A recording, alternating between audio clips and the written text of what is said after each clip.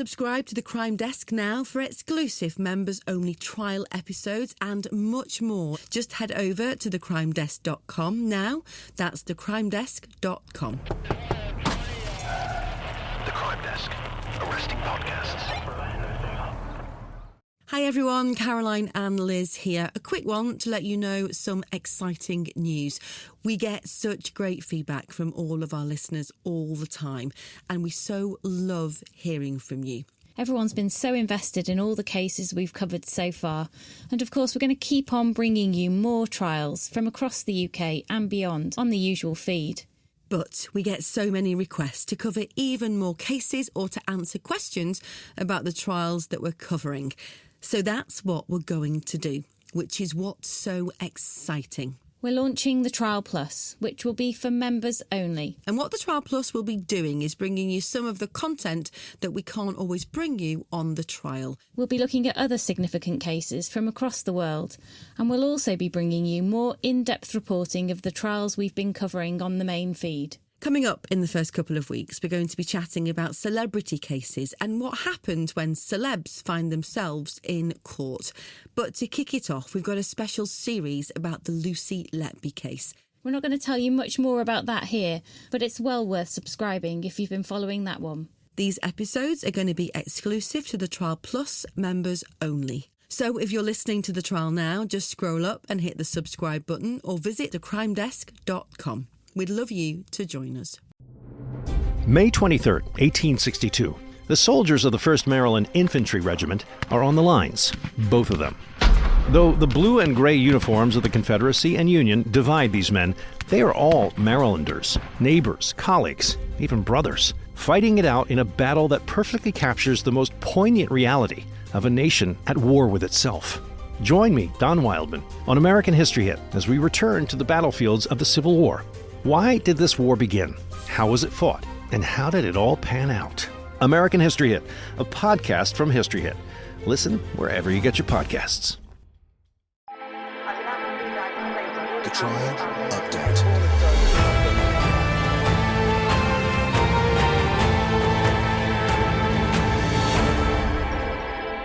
Welcome to the Trial Update. I'm Caroline Cheetham. And I'm Liz Hull. So Liz and I are back for another quick update from the Thirlwall inquiry because in the last few minutes, it's all wrapped up.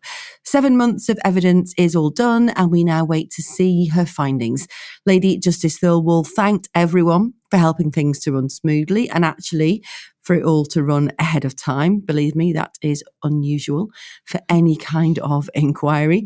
And she's now gone off to write her report, which she hopes will be finished in November this year. Now, the hearing today was short, less than an hour, but it was delayed for around 2 hours.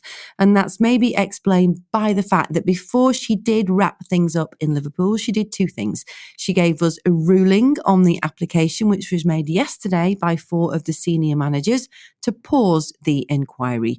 And she also gave us a bit of a hint at some of the criticisms which no doubt she's going to be making in her final report. So we mentioned this application in the episode yesterday that was made to pause the inquiry. Liz, do you want to walk us through briefly what it meant and who it came from? Yeah, so it was made by Kate Blackwell Casey, who's the barrister for Tony Chambers, Ian Harvey, Alison Kelly and Sue Hodkinson. She said the inquiry should be paused until the Criminal Cases Review Commission had decided if they're going to refer Lucy Letby's convictions back to the Court of Appeal. So you might remember that we found out in a press conference, which was held by Lucy Letby's new legal team last month, that this application had been made to the CCRC. Kate Blackwell's argument was that it would be unfair on the senior managers and other witnesses if the inquiry continued while the CCRC were considering Lucy Letby's case. She also said it would be too costly to continue the inquiry. In addition, we know that Lady Justice Thirlwall also received a letter from Lucy Letby's new legal firm asking for pretty much the same thing. And it was confirmed today that she actually only received that letter half an hour before the hearing started on Monday. Yeah, so the submission, if you like, to pause the inquiry faced some objection from the barristers who represent the families yesterday. They said any delays would prevent vital changes being made quickly in hospitals, which could prevent a tragedy like this ever happening again. And they also said the application from the senior managers was actually just an opportunistic attempt to avoid accountability and criticism.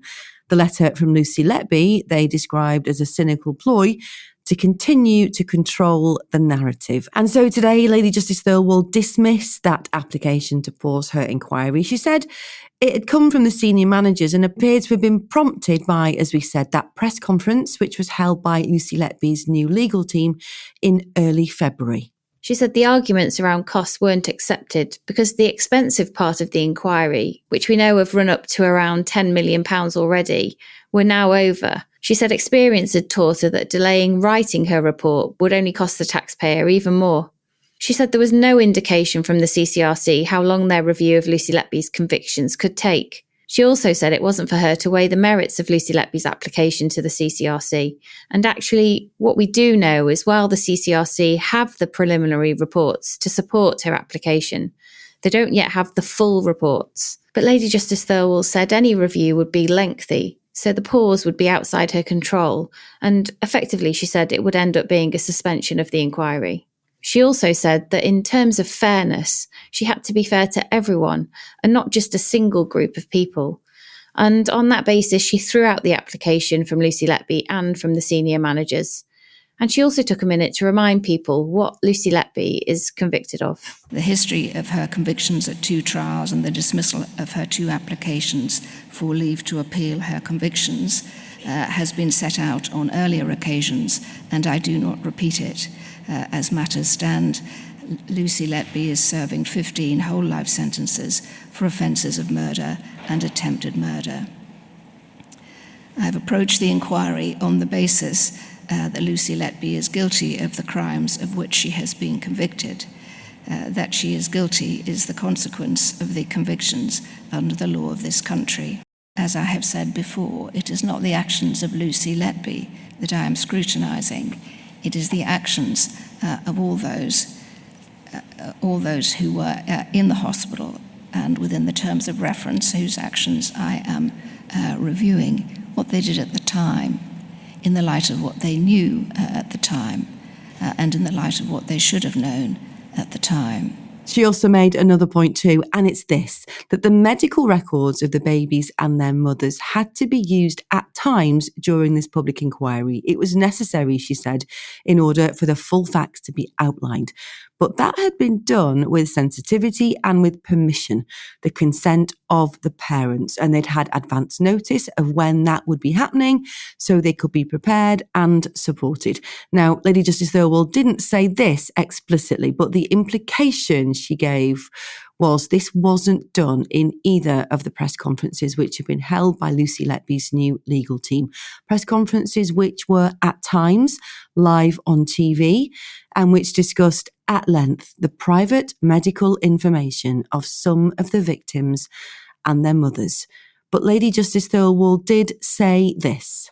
It is apt, I think, to remind ourselves of the observation of Mr. Baker, King's Counsel, yesterday, when he said, inverted commas, whatever side of the debate people are on, people should remember that the dead and harmed are not public property to be dissected on television or on the internet.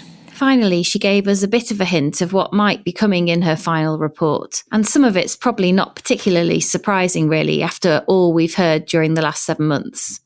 She said concessions had already been made by the hospital, the doctors and the managers, about what wasn't done and should have been done.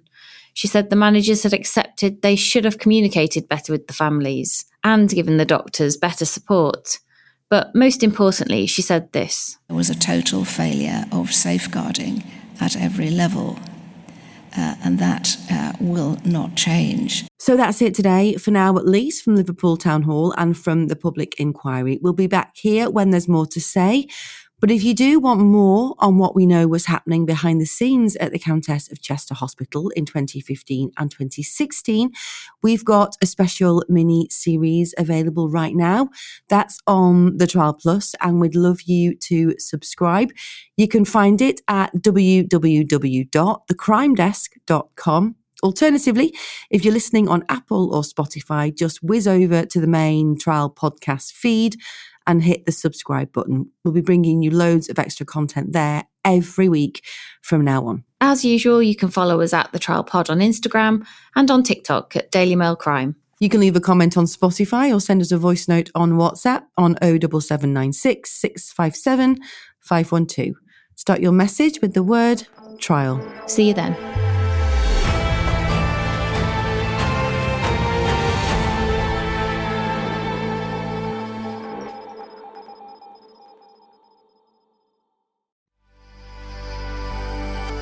If you like this episode, we think you'll love this.